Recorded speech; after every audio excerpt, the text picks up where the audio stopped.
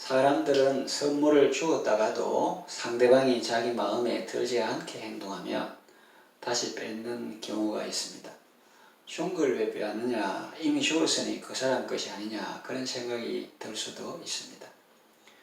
그런데 대부분의 경우는 그렇지만은 특수한 경우에는 법도 그것을 도와주고 있습니다. 민법에도 보면 정여 해제 사유가 있습니다. 정여를 했습니다. 상대방의 정여를 했는데 그걸 해제할 수 있는 사유가 있습니다. 어떤 것이냐 하면 정여자 또는 그 배우자나 그 직계 협족에 대한 범죄 행위가 있는 때, 또 정여자에 대하여 부양 의무가 있는 경우에 이를 이행하지 아니하는 때, 또 정여 계약 후에 정여자의 재산 상태가 현저히 변경되고 그 이행으로 인하여 생계에 중대한 영향을 미칠 경우에 정여 해제를 청구할 수 있습니다. 이렇게 무엇을 주었다가 정여했다가 상황의 변화에 따라서 해제할 수 있는가 하면 이 사람에 대해서도 그러는 경우가 있습니다. 사람을 고용했다가 나중에 해고하는 경우도 있습니다. 그러나 하나님은 그러실 분이 아닙니다. 은혜를 주시고 다시 거두지 않으십니다. 한번 부르신 다음에는 후회하지 않으십니다. 이렇게 말하면 당장 질문이 들어올 수 있습니다. 성경을 읽어보니까 하나님이 사울을 이스라엘 왕으로 삼은 것을 후회한다는 표현이 나오는데요, 할 수 있습니다. 네, 잘 보셨습니다.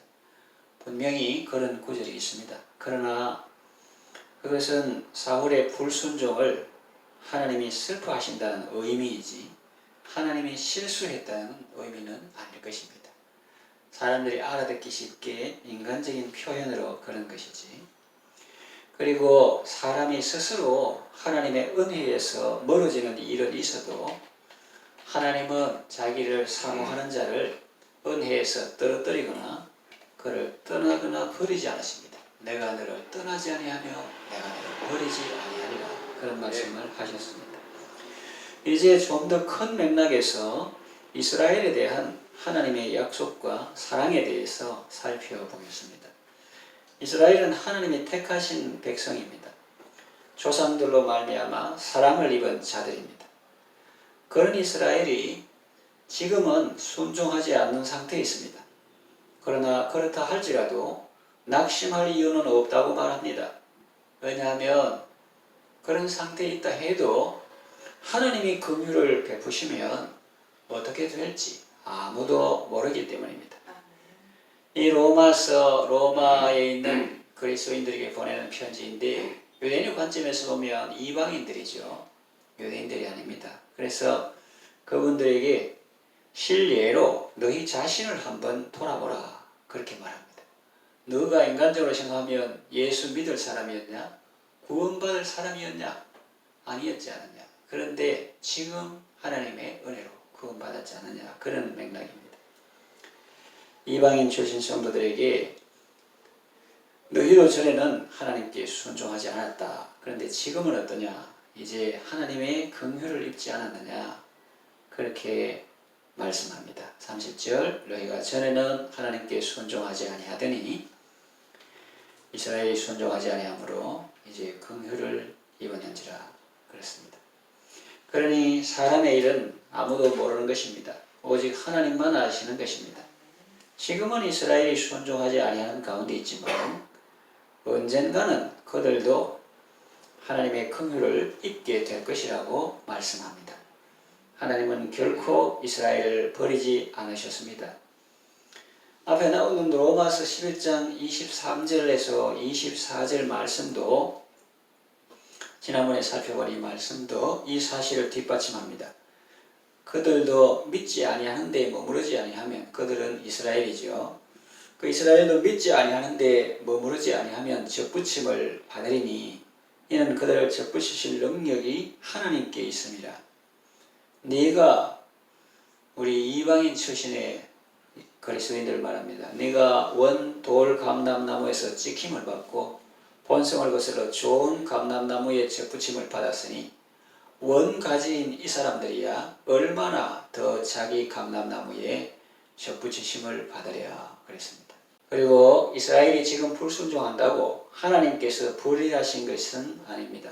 이스라엘이 약속을 지키지 않았다고 해서 하나님의 약속이 파기된 것은 아닙니다.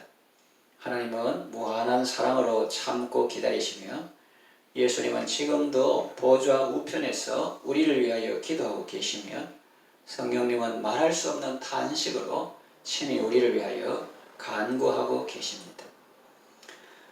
찬송가사와 같이 우리는 주님을 늘 배반하나 내 주 예수 여전히 날 품어사 그 참되신 사랑을 베푸시나니 내 형제여 주님을 곧 따르라 그랬습니다.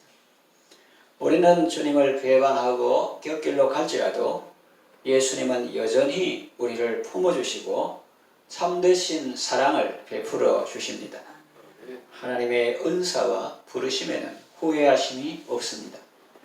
그러니 이스라엘의 회복과 구원을 위하여 기도하십시오.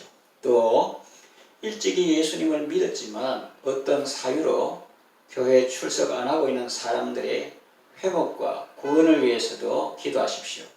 또 성도들의 자녀들 중에서 교회에 출석 안 하는 자녀들의 회복과 구원을 위해서 기도하십시오. 하나님을 잘 섬긴다고 하면서 예수님을 죽이고 그 제자들을 박해하는 사람의 회심과 구원을 위해서도 기도하십시오. 그리고 무엇보다 여러분 자신의 회복과 구원과 거룩한 삶을 위하여 기도하십시오. 하나님은 여러분을 버리지 않으셨습니다. 하나님의 은사와 부르심에는 후회하심이 없습니다. 신실하신 하나님을 믿고 그 믿음으로 승리하는 삶을 살아가시기를 바랍니다.